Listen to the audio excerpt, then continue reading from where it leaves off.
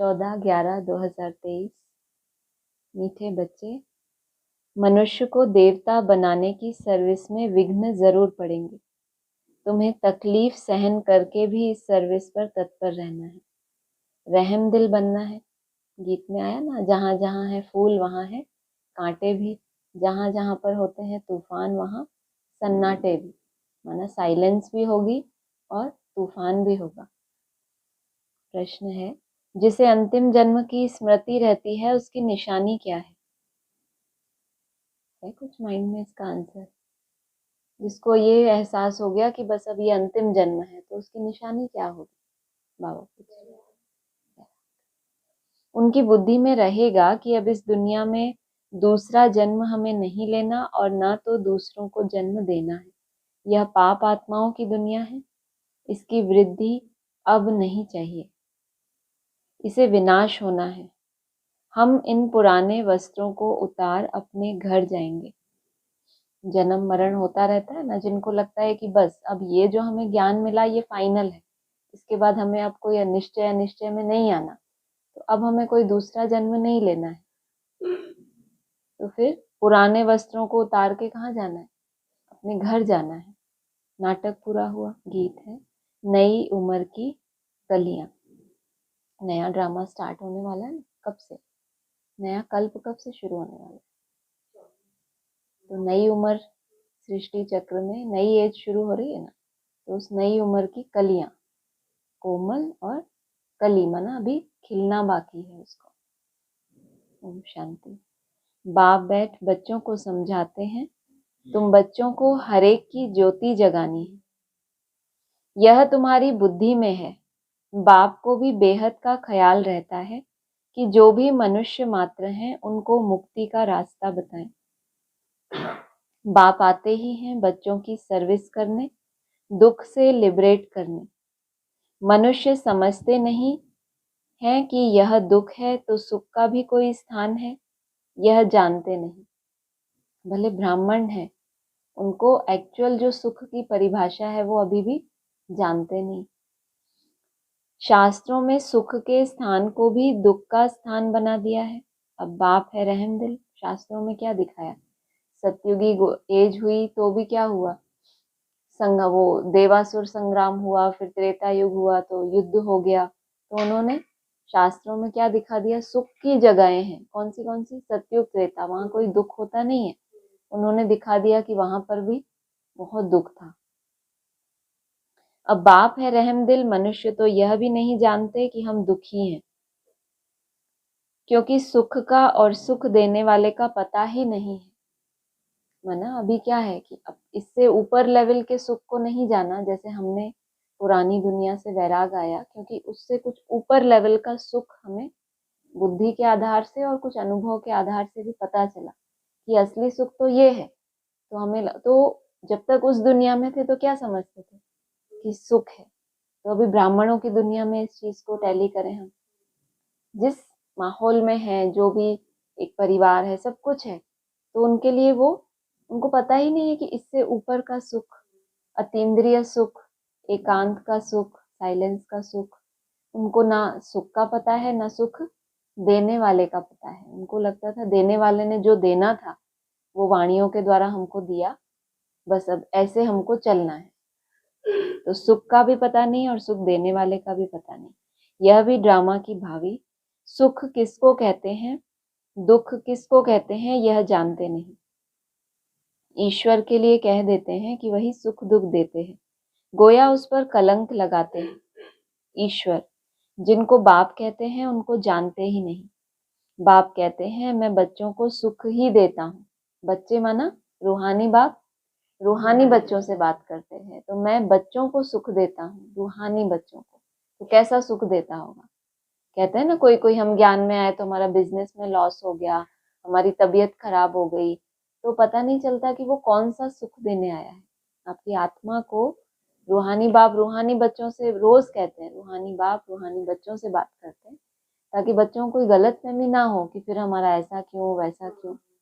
जो कुछ भी हमारे सामने आ रहा है वो हमारे ही किए हुए कर्मों का वो रिजल्ट है जो हमारे सामने आ रहा है, चाहे किसी भी रूप में आए, उससे भगवान का कोई लेना देना नहीं।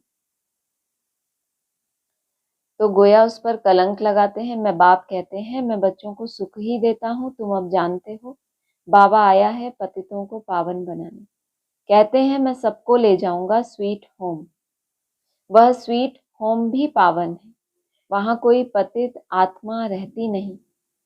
उस ठिकाने को कोई जानते नहीं। जब तक पतित हैं वहां कोई पतित आत्मा रहती नहीं, और उस ठिकाने को अभी कोई जानता नहीं, तो अभी सब पवित्र नहीं है, तो उस ठिकाने का भी उनको पता ही नहीं है। जब उस ठिकाने तक पवित्रता जितनी जितनी बढ़ेगी, तो उस स्थान पर, कैसा स्थान है वो, मन बुद्धि से कौन सा, सबसे ऊपर वाली पूरी हो गई ना, तो वो ठिकाना माना बुद्धि आपकी वहां पर रुके, तो पतित आत्मा वहां रहती नहीं। माना अगर पतित आत्मा है, वो बहुत कोशिश करे कि शरीर से डिटैच होके, एकदम अलग होके, उसको तकलीफ होगी। तो प्योरिटी इज फर्स्ट, इसीलिए बाबा कहते हैं। इसमें कोई कहते हैं कि फलाना पार निर्वाण गया, परंतु समझते नहीं।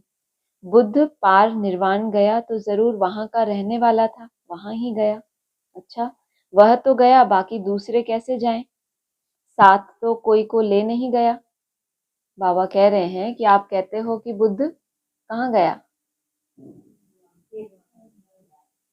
तो फिर बाकी लोग कैसे जाएं? अगर वो चले गया, और फिर क्या प्रूफ कि निर्वाण धाम चले गया, तो फिर हमें भी जाएं। जो आत्मा चली गई तो उसका तो कोई प्रूफ नहीं है, तो जरूर वहां का वहां ही गया। अच्छा, वह तो गया, बाकी दूसरे कैसे जाएं? साथ तो कोई को ले नहीं गया कि भाई साथ किसी को ले जाता कि देखो मैं जा रहा हूँ निर्वाण धाम, तुम भी देख लो। तो क्या प्रूफ है? निर्वाण माना वाणी से परे, अगर जीते जी नहीं गए तो फिर शरीर छोड़ने के बाद चले जाए, कुछ उसकी कोई प्रूफ प्रमाण नहीं। वास्तव में वह जाते नहीं, इसीलिए सब पतित पावन बाप को याद करते हैं। पावन दुनिया दो है, एक मुक्ति धाम, दूसरा जीवन मुक्ति धाम। शिवपुरी और विष्णुपुरी, यह है रावणपुरी। कौन कौन सी पुरी बताई?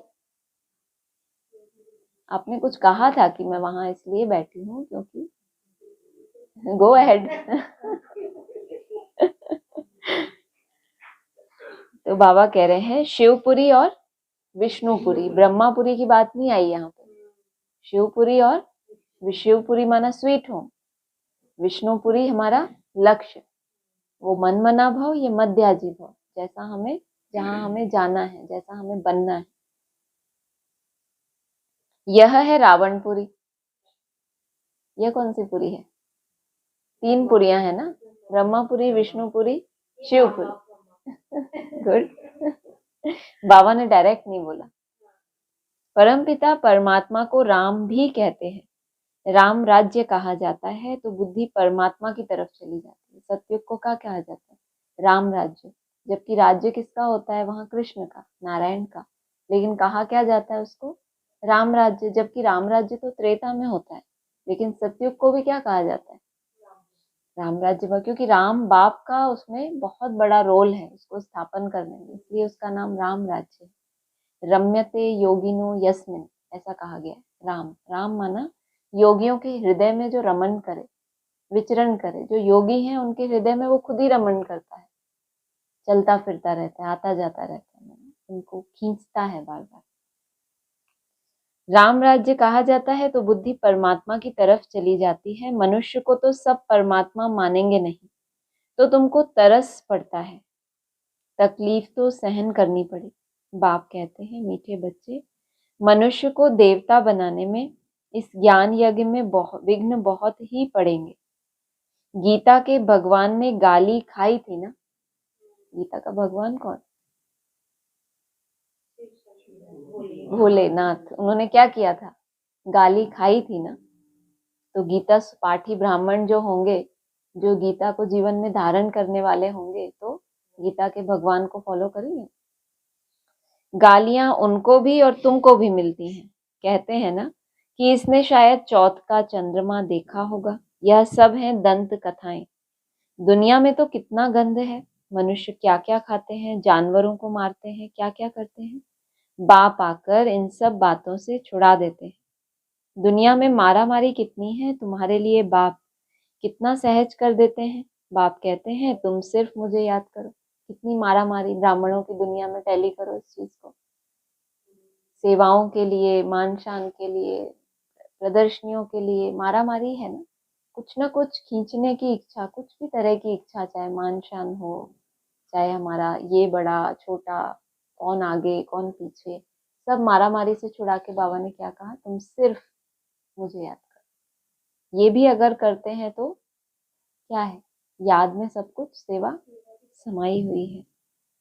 तुम सिर्फ मुझे याद करो तो विकर्म विनाश हो जाएंगे, तो तुम मारा मारी में पड़ोगे ही नहीं। फिर अगर आप बहुत बड़े माइक भी बनते हो तो कौन से माइक बनेंगे, माइट वाले, क्योंकि ऑलरेडी आपने अपने विकर्म विनाश किए, उसके लिए आप अभी भी प्रयास कर रहे हो। तो मारा मारी की दुनिया से तो ऊपर उठ गए। कलयुग में होती है मारा मारी, लड़ाई झगड़ा, कलह क्लेश, इसलिए उसका नाम ही क्या है, कलह युग। कलह क्लेश होती है तो कलह युग, तो कलयुग बोल दिया, उससे ऊपर उठ गया। दुनिया में तो क्या है, अभी भी मारा मारी। सबको एक ही बात समझाओ। बाप कहते हैं अपने शांति धाम और सुख धाम को याद करो। तुम असल वहां के रहवासी हो। सन्यासी लोग भी वहां के लिए ही रास्ता बताते हैं। शांति धाम में भी क्या होता है, सेक्शंस होते हैं। सब आत्माएं जिस कैटेगरी की होती हैं अपने सेक्शन में जाकर वो निवास करेंगी। तो बाबा कह रहे हैं तुम अपने शांति धाम को याद करो।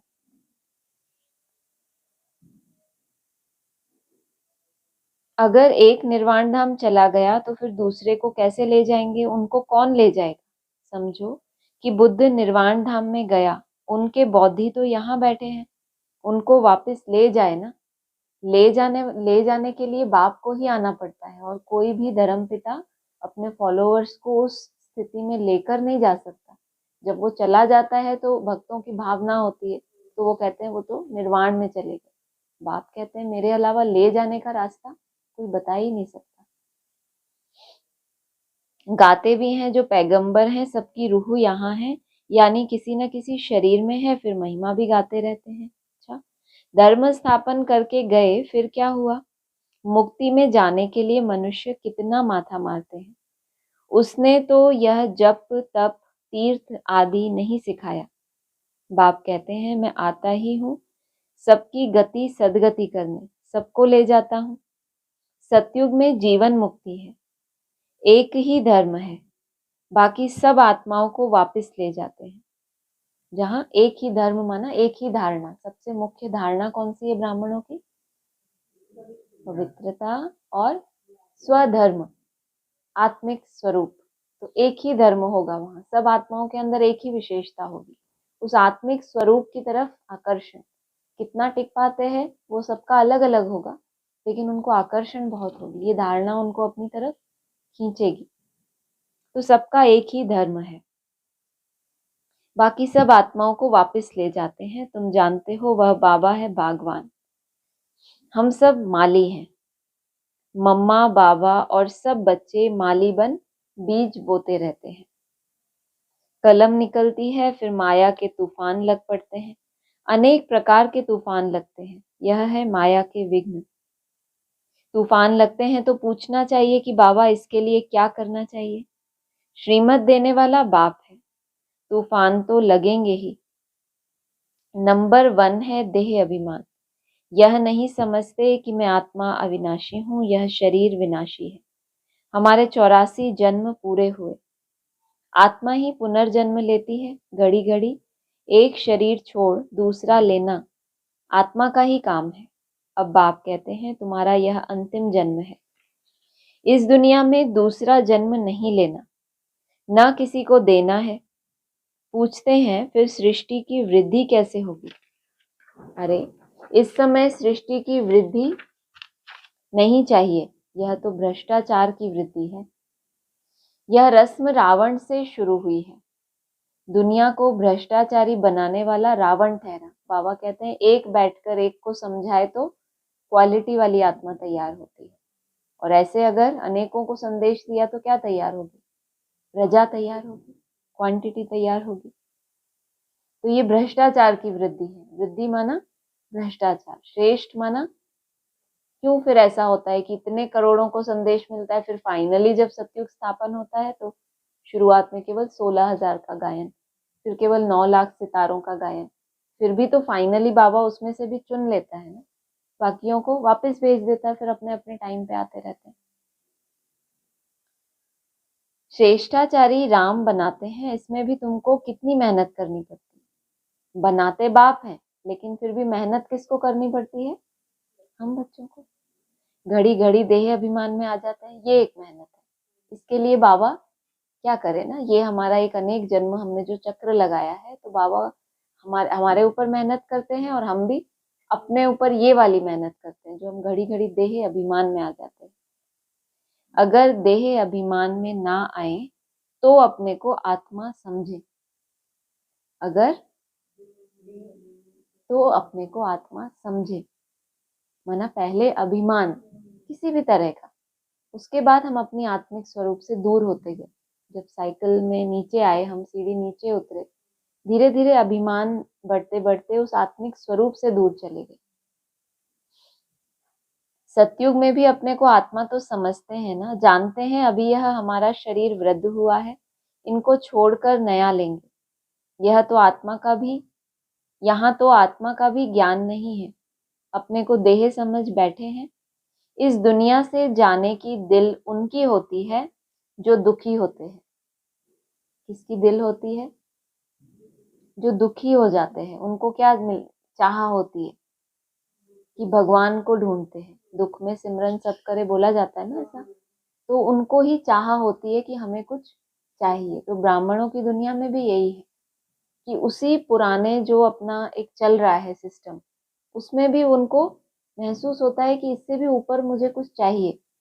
जरूर वहां तक वो आत्मा पहले भी पहुंची होगी, तो उसको आकर्षण होती है कि नहीं, इससे भी आगे है। और जिनको लगता है कि बस यही सुख है, क्योंकि जितना जिस आत्मा का लेवल है, उसको आत्मा अभिमान की उतनी ही अनुभूति है।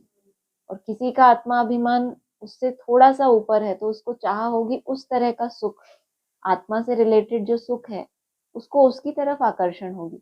उसको इसमें संतुष्टता नहीं होगी कि बहुत अच्छा प्यार मिला, ब्रह्मा भोजन मिला, पालना मिली। उसको उससे भी ऊपर का सुख चाहिए, क्योंकि वो आत्मा का लेवल थोड़ा सा और देह अभिमान से और वो ऊपर उठी हुई आत्मा है। तो बाबा कह रहे हैं दुनिया से जाने की दिल उनकी होती है जो दुखी होते हैं। वहां तो है ही सुख, बाकी आत्मा का ज्ञान वहां रहता है। एक शरीर छोड़ दूसरा लेते हैं, इसलिए दुख नहीं होता, वह सुख की प्रालब्ध है। यहाँ भी आत्मा तो कहते हैं, फिर भले कोई आत्मा सो परमात्मा कह देते हैं। आत्मा है, यह तो ज्ञान है ना, परंतु यह नहीं जानते कि हम इस पार्ट से वापस जा नहीं सकते। एक शरीर छोड़ फिर दूसरा लेना जरूर है। पुनर्जन्म तो सब मानेंगे, कर्म तो सब कूटते हैं ना। पुनर्जन्म की थ्योरी को तो सबको ही मानना है, क्योंकि कर्म तो सब कूटते हैं। आज एक बच्चा पैदा हुआ, पैदा होते से ही उसके हार्ट में होल है मान लो, तो अभी तो उसने कर्म करना शुरू ही नहीं किया, तो ये कौन से कर्म उसके सामने है? तो कर्म कूटते हैं, भले वो कितना भी छोटा हो चाहे बड़ा हो, तो सभी को क्या करना है? अपने अपने कर्म कूटने हैं। माया के राज्य में कर्म विकर्म ही बनते हैं, तो अपने कर्म कूटते रहते हैं कि महीनता में जाए। भोगना माना क्या, जब किसी चीज को कूटा जाता है तो खुशी होती है, या दुर्मोट टाइप का कह लो इसको, तो कूट रहे हैं उन कर्मों को, माना भोग रहे हैं किसी भी तरह से। याद का बल है तो हमें उसको कूटने में क्या मिलती है? बहुत मदद मिलती है। वहां ऐसे कर्म नहीं जो कूटने पड़े। अब तुम समझते हो कि वापस जाना है, विनाश होना ही है। बॉम्ब्स की ट्रायल भी ले रहे हैं, गुस्से में आकर फिर ठोक देंगे। अभी क्या कर रहे हैं? छोटे छोटे ट्रायल ले रहे हैं, फिर जब ज्यादा गुस्सा आएगा तो क्या करेंगे? ठोक देंगे, है ना? फिर ज्यादा सोचेंगे नहीं। यह पावरफुल बॉम्ब्स है। सबसे बड़ा बॉम्ब कौन सा है? परमात्मा बॉम्ब। उससे छोटा बम आत्मा बम, हम छोटे छोटे बॉम्ब। गायन भी है यूरोप वासी यादव। भले हम सब धर्म वालों को यूरोप वासी ही कहेंगे। यूरोप क्यों बोला है? कि जो रूप में ही वास करे। रूप माना ये देह अभिमान में, रूप में ही जिनकी बुद्धि फंसी है, तो बाबा ने कहा यूरोप वासी, जो रूप में वास करे। भले हम सब धर्म वालों को यूरोपवासी ही कहेंगे, जितने भी दूसरे धर्म हैं बाबा उनको जैसे कि यूरोपवासी ही कहते हैं। देवता धर्म के मुकाबले देहभान ज्यादा है तो रूप में वास कर रही है मन बुद्धि। बाकी भारत है एक तरफ, कौन से रूप में वास करता है? रूप माना योग, जो उस रूप में वास करे वो हो गया एक तरफ, उनका अलग हो गया। एक जगह बाबा ने यादव का ये भी बोला है, जो याद में रहने वाले। भक्ति मार्ग में बोलते हैं ना कृष्ण को यादव, तो बोला जो याद में रहे वो यादव, तो वो बेहद के यादव हो गए और ये हद के यूरोपवासी यादव। बाकी उन सबको मिला दिया है अपने खंड के लिए। उन्हों को प्यार तो बहुत है, परंतु भावी ऐसी है तो क्या करेंगे। ताकत सारी तुमको बाबा दे रहे। क्यों दे रहे तुमको? ऐसा क्यों कर रहे? ताकत सारी तुमको दे रहे हैं। तुम योग बल से तुम राज्य ले लेते। ऐसा नहीं कि भगवान ऐसे बैठे बिठाए बांटने बैठा है कि ये मुझे पसंद है। सब तपस्या कर रहे हैं। बाबा कह रहे हैं योग बल से तुम राज्य लेते हो, इसीलिए बाबा सारा तुमको ही दे देते हैं। तुमको कोई भी तकलीफ नहीं देते, सिर्फ बाप कहते हैं मुझे याद करो। कोई कोई ब्राह्मण ऐसे भी बाबा चुनता है जिनको एक ही सेवा मिलती है, कौन सी? मुझे याद करो। और कोई सेवा मिली आपको? तो देखो ऐसे भी है ना, कर्मणा सेवा का भी डिपार्टमेंट है, वाचा का भी है। कुछ मनसा सेवा वाली आत्माओं को भी बाबा क्या कहता है कि तुम्हें और कोई तकलीफ नहीं देता। कोई प्रदर्शनी, मेले, कॉन्फ्रेंस, कोई है बंधन? सरेंडर वर्ड से भी ज्यादा आप निर्बंधन हो गए कि वहां पर तो फिर भी कितना सारा वाचा का, कर्मणा का। और बाबा कहते हैं तुम बच्चों को बाप कोई तकलीफ नहीं देते। बाप कहते हैं मुझे याद करो, सिर्फ मुझे याद करो। तुम अगर इतना भी करो, क्योंकि तुम्हारे अंदर बाबा ने वो क्वालिटी देख ली कि ये योगी बन सकते हैं। लक्ष्य तो लेते हैं ना कि हमें क्या बनना है, सबको योगी बनना है। उस सब्जेक्ट की तरफ तुम्हारा बाबा ने आकर्षण देखा, तो बाबा ने क्या कहा तुमको? सिर्फ मुझे याद करो। देह अभिमान छोड़ो। कहते हैं कि मैं राम को याद करता हूँ, श्री कृष्ण को याद करता हूँ, तो वे अपने को आत्मा थोड़े ही समझते हैं कि सिर्फ बाबा बाबा बोलते रहे, सिर्फ बोल रहे हैं बाबा बाबा, हम तो दिन भर बाबा की याद में। वो अपने को आत्मा समझ के, जिसको हम याद कर रहे हैं वो आत्मा। तो कनेक्शन कब जुड़ता है? जब रबर ऊपर चढ़ी हुई है तो कहते हैं ना कनेक्शन कैसे होगा। तो अपने को आत्मा थोड़ी समझते हैं। सिर्फ वो अगर कहते हैं कि हम राम को याद करें, चाहे राम बाप को याद कर रहे हैं, चाहे कृष्ण को याद कर रहे हैं, ब्रह्मा बाबा को याद कर रहे हैं, लेकिन अपने को आत्मा जब तक नहीं समझा, बाबा कह रहे हैं वो कंप्लीट ही नहीं हुई आपकी विधि। तो वे अपने को आत्मा थोड़े ही समझते। आत्मा समझते तो आत्मा के बाप को क्यों नहीं याद करते? उस तरफ भी उनका अटेंशन जाए ना, जो 2017 में बाप ने इशारा दिया, अव्यक्त ज्योतिर्लिंगम। तो बाबा कह रहे हैं अगर वे अपने को आत्मा समझते तो आत्मा के बाप को क्यों नहीं याद करते हो? बाप कहते हैं मुझ परम पिता परमात्मा को याद करो, तुम जीव आत्मा को क्यों याद करते हो? तुमको देही अभिमानी बनना है, मैं आत्मा हूँ, बाप को याद करता हूँ। बाबा ने फरमान दिया है याद करने से विकर्म विनाश होंगे और वर्षा भी बुद्धि में आ जाएगा। बाप को, बाप और जायदाद अर्थात मुक्ति और जीवन मुक्ति, जैसे जैसे विकर्म विनाश होते जाएंगे तो क्या होगा?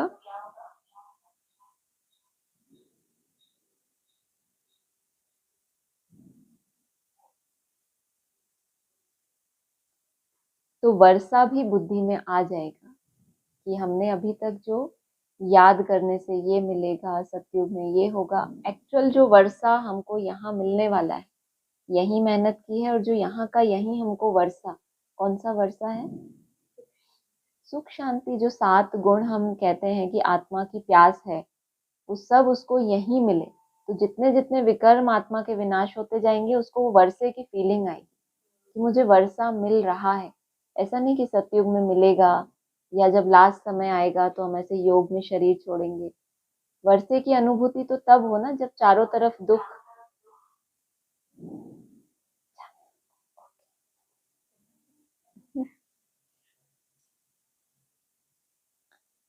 तो बाबा कह रहे हैं वर्षा भी बुद्धि में आ जाएगा। अभी तक वर्षे को केवल समझा है, फिर आपको उसका अनुभव हो कि मैं वर्षा पा रहा हूं अभी भी। तो बाबा कह रहे हैं बाप और जायदाद अर्थात मुक्ति और जीवन मुक्ति, इसके लिए ही धक्के खाते रहते हैं, यज्ञ जप तप आदि करते रहते हैं, पोप से भी आशीर्वाद लेने जाते हैं। किस लिए आशीर्वाद लेने क्या जाते हैं?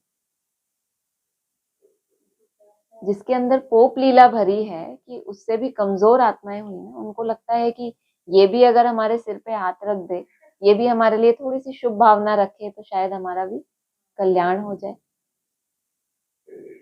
यहाँ बाप सिर्फ कहते हैं कि देह अभिमान छोड़ो, अपने को आत्मा निश्चय करो। यह नाटक पूरा हुआ है, हमारे 84 जन्म पूरे हुए हैं, अब जाना है। कितना सहज करके समझाते हैं।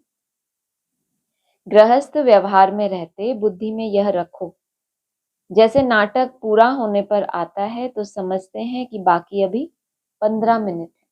15 मिनट कितने होते हैं? 3 मास। 3 मास शिव जयंती में कितने? 12 महीने 1 घंटा, ठीक है ना? 1 घंटा, उस हिसाब से 5 मिनट माना 1 महीना, नहीं? 12 पंजे 60, तो 5-5 मिनट का हो गया ना, एक मंथ। तो 3 महीना माना 15 मिनट। तो बाबा ने आज आपको ये लेटेस्ट लक्ष्य दिया है क्या, कि अभी नाटक पूरा हुआ है, बाकी कितने हैं? अप्रैल से ही तो भाई साहब ने भी कहा है ना। अभी यह सीन पूरी होगी। ये जो कोई सीन है जो बाबा ने, हेलो उधर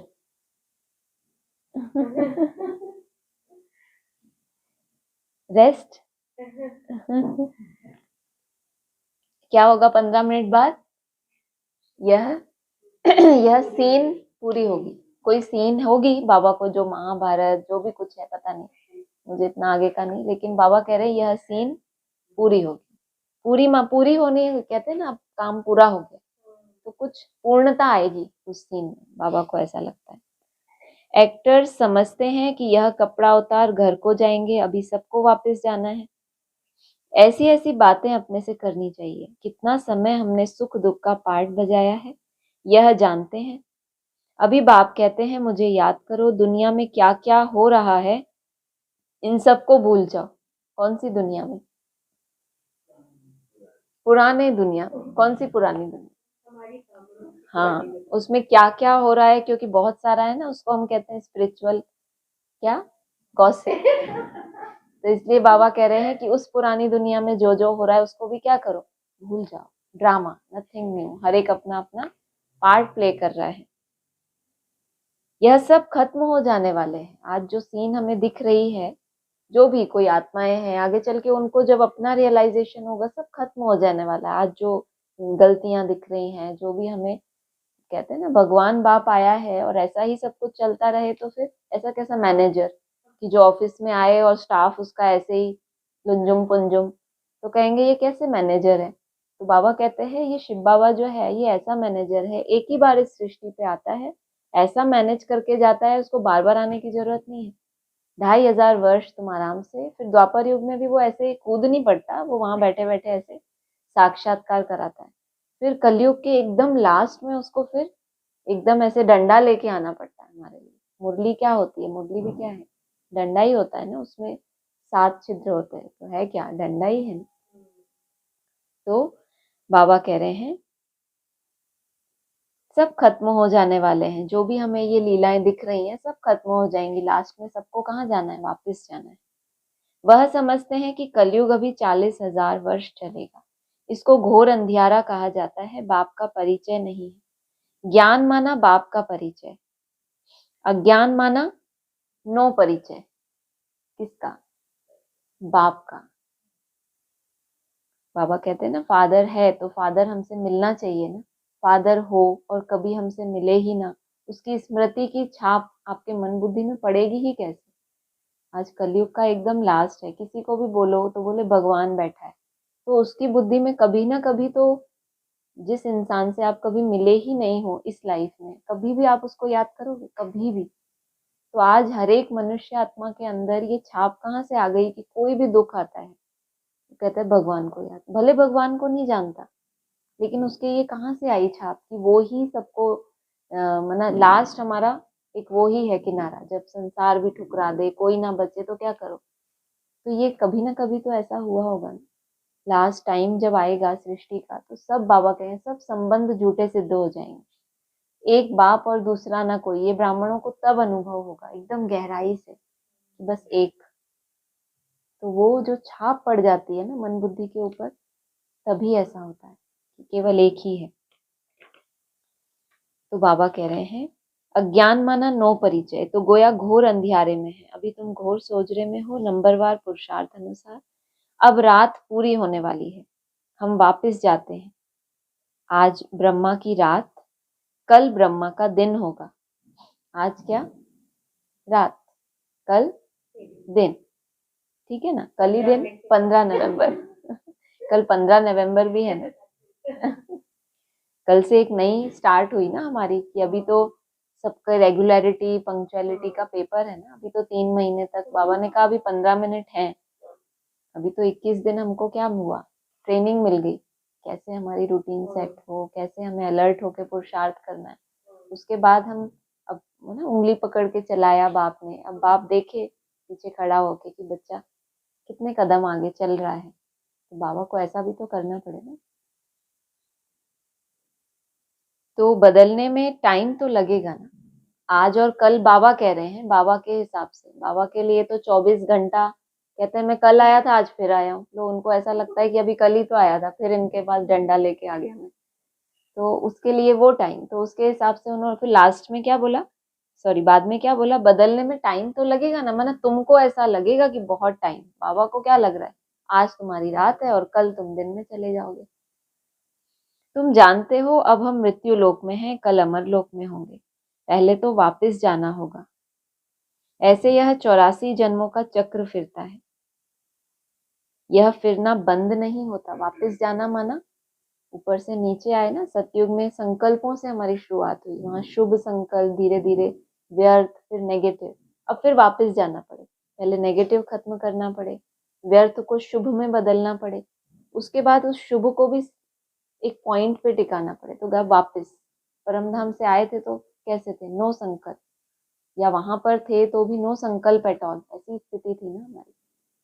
फिर सतयुग में या जो हमारी वो no wish at all, Vishnu रूप थे। फिर धीरे धीरे तो अब फिर वापस जाना है, तो नेगेटिव को खत्म करके फिर व्यर्थ बचेगा, व्यर्थ से फिर वो शुभ, शुभ के बाद फिर साइलेंस। तो ऐसे प्रोसेस के थ्रू आपको वापस जाना है। ऐसे यह 84 जन्मों का चक्र फिरता है, यह फिरना बंद नहीं होता। बाबा कहते हैं तुम कितनी बार मेरे से मिले होंगे? बच्चे कहते हैं अनेक बार मिले हैं। तुम्हारे 84 जन्मों का चक्र पूरा होता है तो सबका हो जाएगा। इसीलिए बाबा ज्यादा भीड़ का कायदा नहीं है। बाबा क्या कहते हैं यहाँ, भीड़ का कायदा नहीं है। बीज एक होता है, उस एक बीज से कितना बड़ा झाड़ पैदा होता है। तो मेहनत किसके ऊपर की जाती है? बीज के ऊपर। पत्तों को कोई पानी देता है? जब भी पानी दिया जाता है तो बीज में, जड़ों में पानी दिया जाता है। तो बाबा कह रहे हैं तुम्हारे 84 जन्मों का चक्र पूरा होता है तो क्या होगा? सबका हो जाएगा। इसका मतलब एक एक स्टार में जो एक बहुत बड़ी राजधानी समाई हुई है, तो इतना बड़ा स्वयमान है कि हमें ही क्यों बाबा हमारे पहले पहले हमारे पीछे पड़ा है कि तुम मुझे याद करो, सिर्फ मुझे याद करो, तुम और कुछ मत करो। धीरे धीरे आपको समेटता जा रहा है सेवाओं से, विस्तार से। तो छोटे से छोटा आपको क्या कहे उसको, आपकी बाउंड्री को इतना छोटा कर रहा है कि बस आपके पास ज्यादा सोचने को कुछ बचे ही ना। तो सिर्फ याद ही करोगे। तो स्थिति आई पर एक ही काम आपको बाबा ने दे दिया, क्योंकि आपके 84 जन्मों का चक्र पूरा हुआ। आप उल्टी सीढ़ी चढ़ते चढ़ते टॉप वाली सीढ़ी पर पहुंच गए तो क्या होगा? बहुतों के उद्धार के निमित्त बनोगे। क्या आपकी उस समय स्थिति होगी? उस स्थिति से बोला ना, आपके हर्षित मुख चेहरे से कितनों की सेवा हो जाएगी। तो ऐसे ही तो सेवा होनी है। इसको कहा जाता है ज्ञान। ज्ञान देने वाला है ही ज्ञान सागर परमपिता परमात्मा पतित पावन। तुम पूछ सकते हो पतित पावन किसको कहा जाता है? भगवान तो निराकार को कहा जाता है। किसी ऐसे को अनुभव हो ना कि हम पहले पतित थे, अब हमें पावनता की फीलिंग आ रही है। पावनता की परिभाषा क्या है? पतित होने की परिभाषा क्या है? तो वो पतित पावन है। कैसे पता चले? कि जब किसी को ये अनुभव हुआ हो कि मैं आत्मा पहले पतित थी, मेरी बुद्धि नीचे की तरफ जाती थी, देह के संबंध, अब मैं आत्मा उसको याद करने से ऊपर उठ रही हूँ, उसकी दृष्टि मिलने मात्र से मेरा परिवर्तन हुआ। तो अब तुम समझा सकते हो कि पतित पावन किसको कहा जाता है। कि कोई प्रूफ भी तो हो कि पतित को पावन बनाया। ऐसे तो हम सभी कहते हैं कि भगवान बनाएगा बनाएगा पतित को पावन, लेकिन पावनता की जो लेवल हमारा बढ़ता जाएगा उसकी अनुभूति हो ना कि इसको ही याद करने से मेरा ये चेंज क्यों आया, पहले क्यों नहीं आया। तो तुम पूछ सकते हो पतित पावन किसको कहा जाता है? भगवान तो निराकार को कहा जाता है।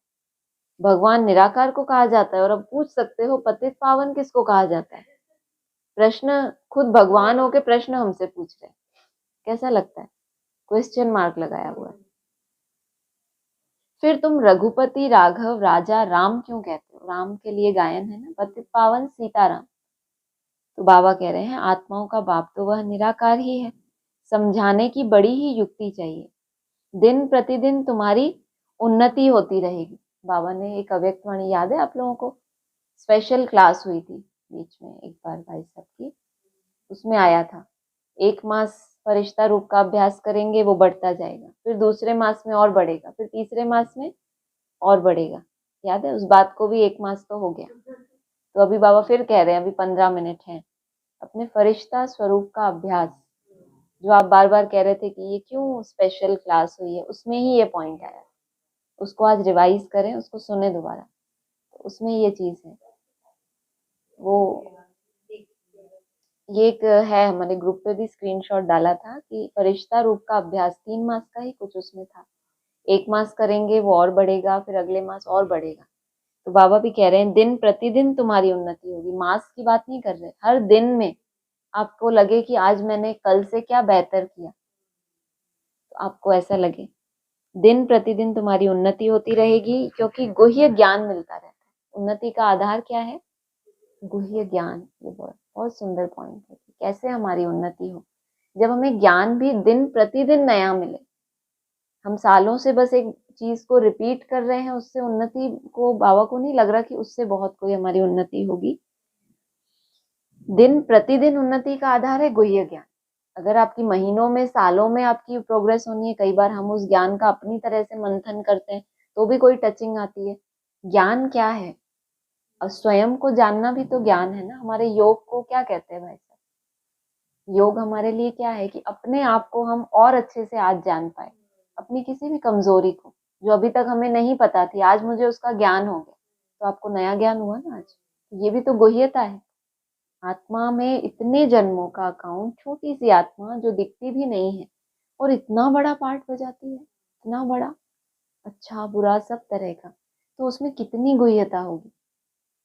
तो यही तो बाबा कह रहे हैं गुह्य ज्ञान मिलता रहता है, उस आत्मा की गहराई में क्या क्या भरा हुआ।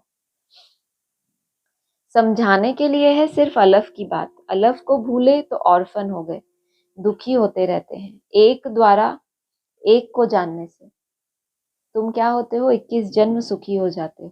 किसी एक के द्वारा उस एक को जानने से, तो मीडिया बीच में आपको चाहिए। क्या होता है? एक को जानने से, एक के द्वारा, द्वारा माना मीडिया, एक मीडिया के द्वारा उस एक को जानने से तुम 21 जन्म सुखी हो जाते हो। यह है ज्ञान। क्या? एक के द्वारा एक को जानना, एक के साथ एक फ्री।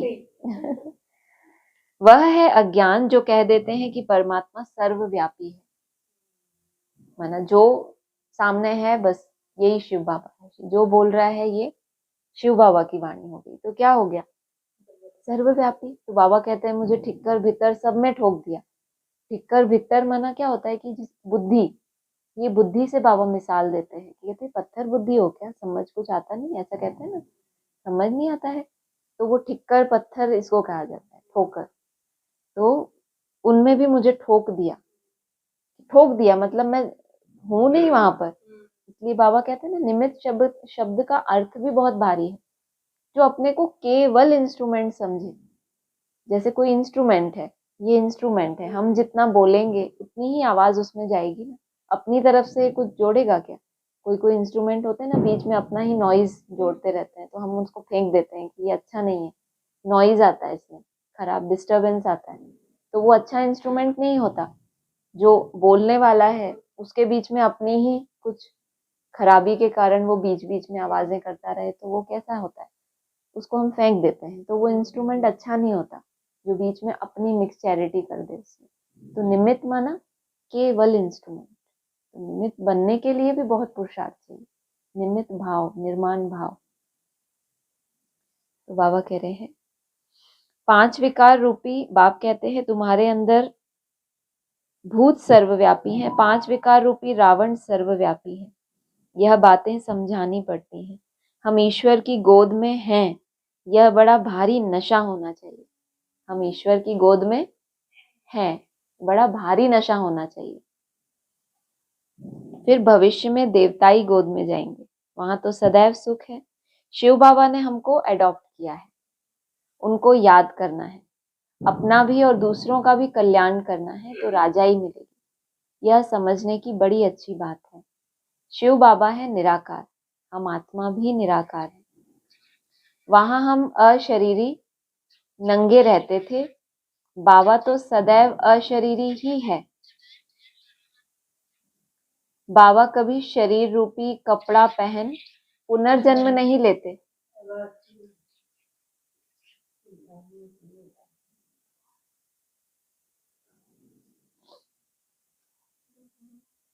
एक बार और ट्राई करें, 2-3 बार ट्राई करेंगे ना, हो जाए।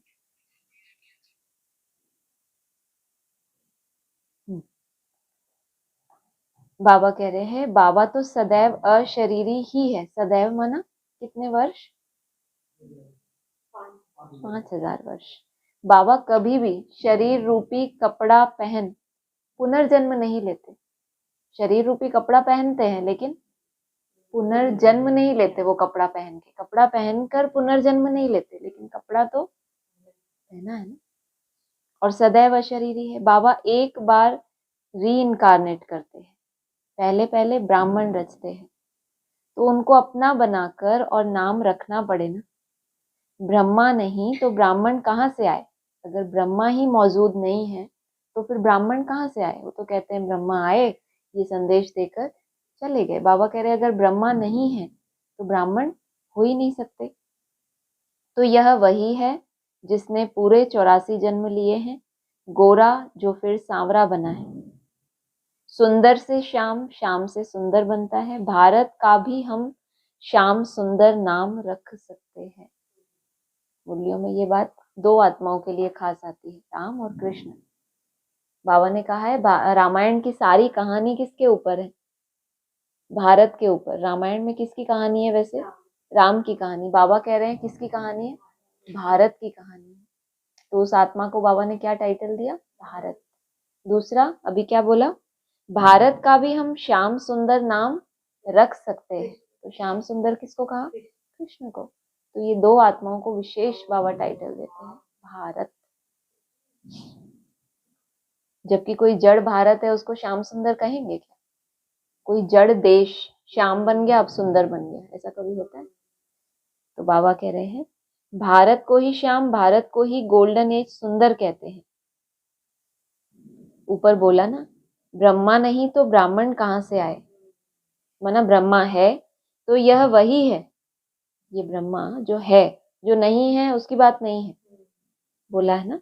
ब्रह्मा नहीं तो ब्राह्मण कहाँ से आए? इसका मतलब जो ब्राह्मण है तो ब्रह्मा भी है। तो जो है वो यही है जिसने पूरे 84 जन्म लिए हैं, गोरा जो फिर श्याम सांवरा बना है, सुंदर से श्याम, श्याम से सुंदर बनता है। फिर बोला भारत का भी हम श्याम सुंदर नाम रख सकते हैं।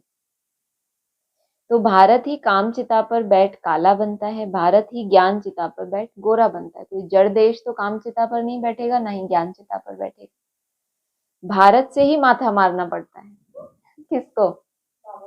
भारतवासियों की तो बात ही छोड़ो, किससे माथा मारना पड़ता है? भारत से। किसको माथा मारना पड़ता है? बाबा को। भारतवासी फिर और धर्मों में कन्वर्ट हो गए हैं। यूरोपियन और इंडियन में फर्क नहीं दिखाई पड़ता है। वहां जाकर शादी करते हैं तो फिर क्रिश्चियन कहलाने लग पड़ते हैं। उनके बच्चे आदि भी उसी फीचर्स के होते हैं। अफ्रीका में भी शादी कर लेते हैं। अब बाबा विशाल बुद्धि देते हैं चक्र को समझने की। यह भी लिखा हुआ है, विनाश काले विपरीत बुद्धि, यादवों और कौरवों ने प्रीत नहीं रखी। जब विनाश काल होता है तब आपकी ये क्या होता है, पेपर। विनाश काल कब हुआ, कब हुआ विनाश काल? 21 दिन भट्टी की है, लाज रखो। हाँ,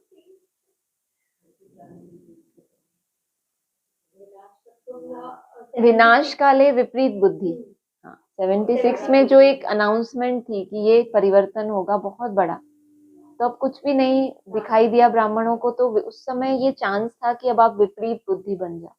विपरीत बुद्धि ऐसे कोई नहीं बनता, विपरीत बुद्धि बनेगा ही तब जिस आधार से प्रीत बुद्धि बना था, जिन महावाक्यों को सुन के वो उसको प्रैक्टिकल में नहीं दिखाई देते हैं, तो वो विपरीत चला जाता है। प्रीत के ऑपोजिट विपरीत। तो वो प्रीत कहाँ खत्म होती है? जब दो लोगों का ब्रेकअप भी कब होगा? जब सामने वाले ने कोई प्रॉमिस किया है मुझसे और वो पूरा ही नहीं किया। मेरी जो एक्सपेक्टेशन थी वो उसने टाइम पे पूरी ही नहीं की, तो मुझे क्या लगेगा? खत्म। तो विपरीत हो गया। मतलब उन्होंने जो अपने लिए कहते हैं ना, एक जितना भी ज्ञान का एक वो बनाया हुआ है अपने लिए, तो बोला खाली कमरा, मना जिसमें कुछ भी नहीं है, ज्ञान भी सारा खाली हो गया कि जैसे चलाए। लास्ट में गीता में भी यही सीन होती है ना, बहुत प्रश्न पूछता है अर्जुन, ऐसा वैसा फलाना, आप ऐसा वैसा, बहुत कुछ चलता है। लास्ट में जब विराट रूप दिखा दिया तो क्या बोला, बस अब आप जैसे चलाओ। सब समझ आ गया। तो सर्वधर्मान परित्यज्य मामेकम शरणम व्रज, वो हमारी एक स्टेज होती है कि हाँ, एक वो पेपर हुआ। फिर 2000 का एक अनाउंसमेंट थी कि 2000 में विनाश हो जाएगा, तो वहां पर विपरीत। तो बाबा को तो छटनी करनी है ना, तो विनाश काले विपरीत बुद्धि, इसलिए विनाश के रिहर्सल्स होते रहते हैं। फिर 2018-17 में जब लास्ट अव्यक्त वाणी चली, वो बीकेएस ब्राह्मणों का पेपर एडवांस में सेम टाइम पर बोला ना कि माँ बाप ने एक साथ साक्षी होने का पाठ बताया। ब्रह्मा माँ और शिव बाबा बाप, दोनों ही एक ही टाइम पर साक्षी और गुप्त हो गए। तो बाबा कह रहे विनाश काले विपरीत बुद्धि, यादवों और कौरवों ने प्रीत नहीं रखी। उनका प्यार किसी आधार पे था। जैसे आपका निराधार प्यार होता है तो वो हमेशा ही रहेगा कि बाप मिला सब कुछ मिला, लेकिन बाप ने जो बोला प्रैक्टिकल में कुछ भी जब दिखाई नहीं देगा, तो वहां पर क्या होगा? विपरीत। धीरज धर्म मित्र नारी, ऐसा कहते हैं। जब विपत्ति काल आता है तो उसकी परख होती है कि धर्म को आपने कितना गहराई से धारण किया। जब ग्लानी हो, आपने बाप को मान लिया कि भगवान बाप है और उसकी चारों तरफ ग्लानी हो रही है, तो आपका पेपर हुआ ना, उसका पेपर थोड़ी हुआ। किसका पेपर हुआ? जो आप कह रहे हो कि मेरा इससे बहुत प्यार है, तो अब उस प्यार का क्या टेस्ट है कि आपका प्यार किसी आधार पे था या निराधार था। अगर आधार पे था तो आप विपरीत हो सकते हैं, नहीं था तो आगे बढ़ेंगे। तो बाबा को तो छटनी करते करते थोड़ों को लेकर जाना है ना अपने साथ। तो जिन्होंने प्रीत रखी उनकी विजय हुई। प्रीत बुद्धि विजय थे। विपरीत बुद्धि कहा जाता है दुश्मन को। बाप कहते हैं इस समय सब एक दो के दुश्मन हैं, बाप को ही सर्वव्यापी के गाली देते हैं, या फिर कह देते हैं कि जन्म मरण रहित है। सोचो, ये गाली कह रहे हैं बाबा कि वो जन्म मरण में नहीं आता। और शिव बाबा तो मुरलियों में खुद ही कहते हैं कि मैं जन्म मरण से न्यारा हूँ। कई बार सुना होगा ना ये पॉइंट। इस तरह के पॉइंट तो बहुत कम आता है। बोला ना, मैं कपड़ा पहनकर पुनर्जन्म नहीं लेता हूँ, जन्म तो लेता हूँ। एक बार तो रीइंकारनेट होना, एक बार चेंज तो करेगा ना, एक नए सिरे से। 5000 साल में तो एक बार करेगा, तो वो रीइंकारनेट किया उसने। फिर यहाँ क्या बोला? एक ही दिन हुआ उनके लिए, एक ही दिन। फिर कोई शुरू हो गया है।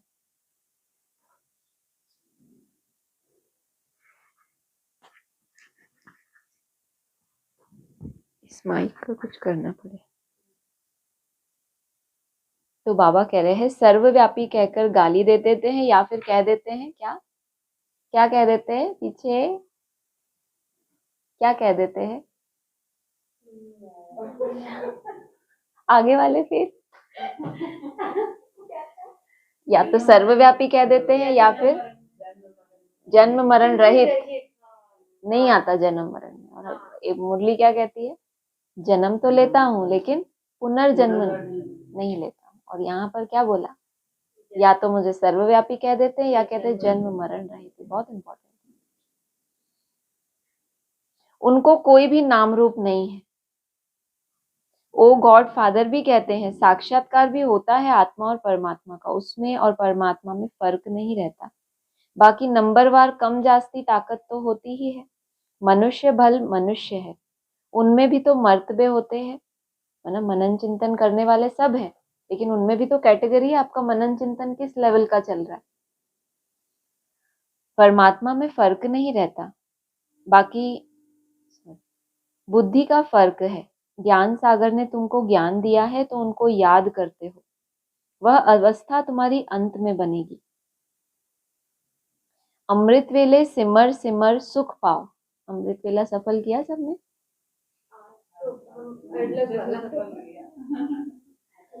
सिमर सिमर सुख पाओ। भले लेटे रहो। क्यों छुट्टी इतनी दे रहे आज? क्यों, बहुत 21 दिन मेहनत की तो आज बोल रहे थोड़ा। भले लेटे रहो परंतु कंडीशन, सब सीधे हो जाएंगे अभी आगे।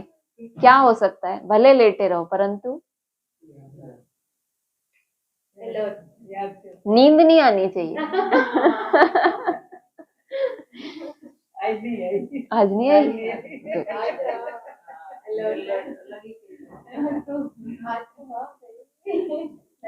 अपना अभी देखो, इनको देखो, ये पता नहीं एक ही मुरली में कितने बच्चों से बात करते हैं। आगे बोला अमृत वेले सिमर सिमर सुख पाओ, माना एक एक सेकेंड आपको लगे सिमरन किया, याद किया, तो आपको सुख भी महसूस होगी, अनुभूति होगी ना। बहुत अच्छी मेहनत करेंगे तो कुछ तो छोटा मोटा, फिर बाबा को पहले से ही कि बाबा इतनी मेहनत करूं, मुझे कुछ तो थोड़ा बहुत बनता है मेरा।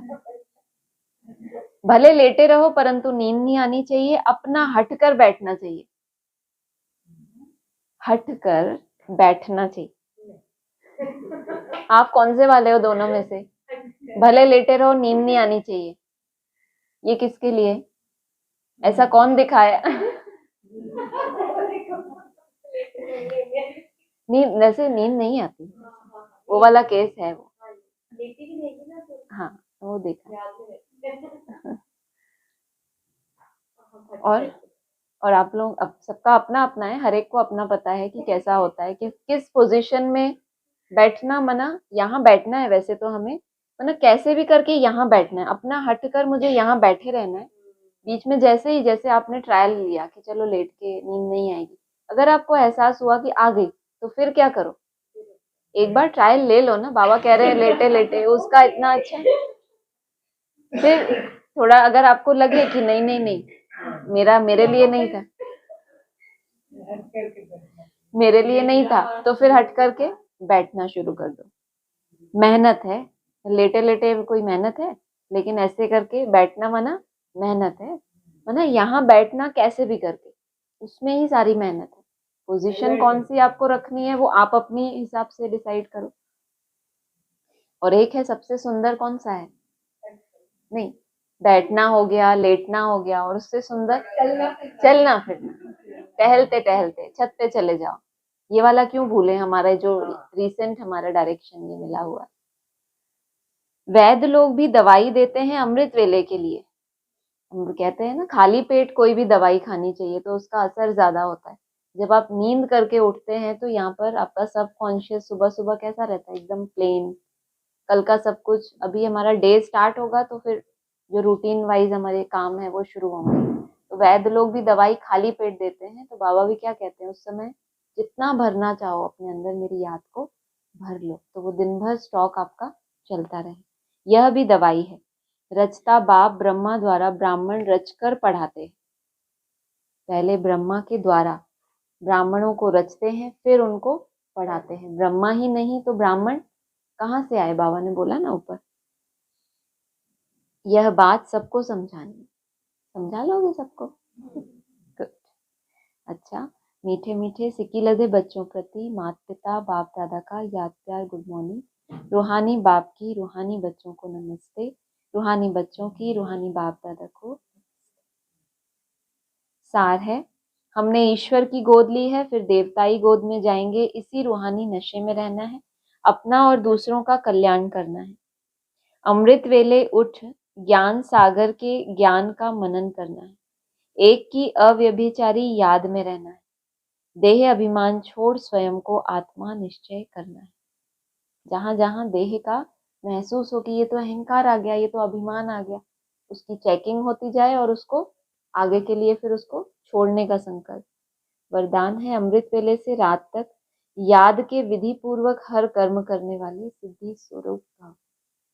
अमृत वेले से लेकर रात तक याद की जो विधि आपको मिली हुई है, बहुत सारी विधियां मिली है, हर एक को अपने रूटीन के हिसाब से कौन सी विधि अप्लाई करनी है, कहाँ अप्लाई करनी है, वो आपको देखना है। हर कर्म करने वाले सिद्धि स्वरूप भव। अमृत वेले से लेकर रात तक जो भी कर्म करो, याद के विधि पूर्वक करो तो हर कर्म की सिद्धि मिलेगी। सबसे बड़े से बड़ी सिद्धि है प्रत्यक्ष फल के रूप में अतीन्द्रिय सुख की अनुभूति होनी। प्रत्यक्ष फल कौन सा? इंद्रियों से परे कुछ समय भी मुझे डिटैच महसूस करके जो सुख की अनुभूति हुई, वो है प्रत्यक्ष फल। सदा सुख की लहरों में, खुशी की लहरों में लहराते रहेंगे तो यह प्रत्यक्ष फल भी मिलता है और फिर भविष्य फल भी मिलता है। इस समय का प्रत्यक्ष फल अनेक भविष्य जन्मों के फल से श्रेष्ठ है। अभी अभी किया, अभी अभी मिला, इसको ही कहते हैं प्रत्यक्ष फल। ये तो बोला अमृत वेला मेहनत करो और बाबा से बोलो बाबा छोटा सा कुछ लास्ट में अनुभव कराना। स्लोगन है, स्वयं को निमित्त समझ हर कर्म करो तो न्यारे और प्यारे रहेंगे। मैंपन आ नहीं सकता।